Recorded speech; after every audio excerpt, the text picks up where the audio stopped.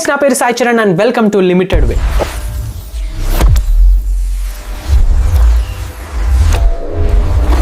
Limited way. ఒక టైంలో expensive phone అంటే ఒక డిఫరెంట్ ఫీలింగ్ ఉండేది కదా. స్పీడ్, కెమెరా, డిస్ప్లే అన్ని ప్రీమియం లాగా అనిపించేవి. కానీ ఈ రోజు సిచ్యువేషన్ కంప్లీట్ గా మారిపోయింది. 20 నుంచి 25,000 లోపల వచ్చే ఫోన్ ని యూజ్ చేస్తున్న వాళ్ళు కూడా నా ఫోన్ చాలా స్మూత్ అని చెప్తున్నారు. అండ్ వాళ్ళు చెప్పినట్టే ఆ ఫోన్స్ చాలా స్మూత్ గా ఉంటున్నాయి. నిజానికి ఫ్లాగ్షిప్ ఫోన్ కి, మిడ్ రేంజ్ ఫోన్ కి అసలు డిఫరెన్స్ అనేది కనిపించదు. అప్పుడు నాకు డౌట్ వచ్చింది ఏంటి అంటే, అసలు మిడ్ రేంజ్ ఫోన్కి అండ్ ఇప్పుడున్న ఫ్లాగ్షిప్ ఫోన్స్కి అసలు డిఫరెన్స్ అంతగా ఉందా? మీకు కూడా ఆ డౌట్ వచ్చుంటే ఈ వీడియోలో కంప్లీట్గా మనం క్వశ్చన్కి ఆన్సర్ తెలుసుకుందాం. నన్ను ఖచ్చితంగా సబ్స్క్రైబ్ చేసుకోండి.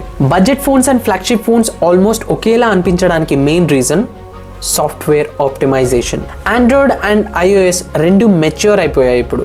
Basic apps, social media, browsing, video playback almost ఇవన్నీ ఫోన్స్లో చాలా స్మూత్గా రన్ అవుతున్నాయి ఇప్పుడు. అందుకే డైలీ యూసేజ్లో ఎక్స్పెన్సివ్ ఫోన్స్లో ఉన్న స్మూత్నెస్ అండ్ మిడ్ రేంజ్ ఫోన్లో ఉన్న స్మూత్నెస్ పెద్ద డిఫరెన్స్ అనిపించదు.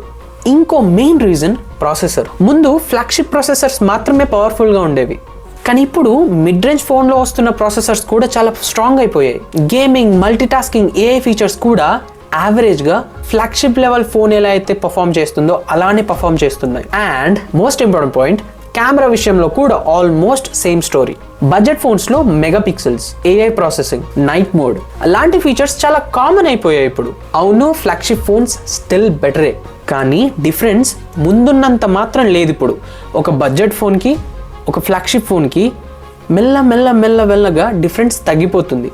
అంతో ఇంతో డిఫరెన్స్ ఉంది అంటే అది మెయిన్ ప్రాసెసర్లో అండ్ కెమెరా ఫీచర్స్లో తప్ప ఇంకా వేటిలో డిఫరెన్సెస్ లేవు. And displays and charging technologies కూడా ఫ్లాగ్షిప్ ఫోన్స్లో ఎలా అయితే ఉన్నాయో ఇప్పుడు మిడ్ రేంజ్ ఫోన్స్లో కూడా అలానే అయిపోయాయి. ఇన్ఫాక్ట్ చెప్పాలంటే ఫ్లాగ్షిప్ ఫోన్స్ కన్నా కొన్ని బ్రాండ్స్ అయితే వాళ్ళ మిడ్ రేంజ్ ఫోన్స్లో కూడా చాలా మంచి డిస్ప్లేస్ అండ్ బ్యాటరీ టెక్నాలజీస్తో రిలీజ్ చేస్తున్నాయి. ఇప్పుడు బడ్జెట్ ఫోన్స్లో కూడా 1.5K డిస్ప్లే ఇస్తున్నారు. 125 కాదు, 165 హెర్ట్జ్ ఉన్న డిస్ప్లే ఇస్తున్నారు. 100 what of super fast charging speed కూడా. అంతేకాదు, ఒక ఫోన్లో అయితే 10,000 mAh ఆఫ్ బ్యాటరీతో ఒక ఫోన్ లాంచ్ చేశారు. కంపెనీ కింద కామెంట్ చేయండి. సో ఇలా డిస్ప్లే అండ్ బ్యాటరీ డిపార్ట్మెంట్ లో కూడా ఒక ఫ్లాగ్షిప్ కి అండ్ ఒక మిడ్ రేంజ్ ఫోన్స్ కి పెద్ద డిఫరెన్స్ ఉన్నట్టు లేదు.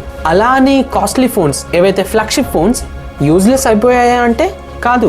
Long term updates, better camera consistency, premium build quality, ecosystem integrations ఇవన్నీ ఎక్స్పెన్సివ్ ఫోన్స్ కున్న మెయిన్ పిల్లర్స్. కానీ నిజంగా చెప్పాలంటే డైలీ యూసేజ్లో ఒక మిడ్ రేంజ్ ఫోన్ని, ఒక ఫ్లాగ్షిప్ ఫోన్ని పెద్ద డిఫరెన్స్ ఏమనిపించదు మీకు.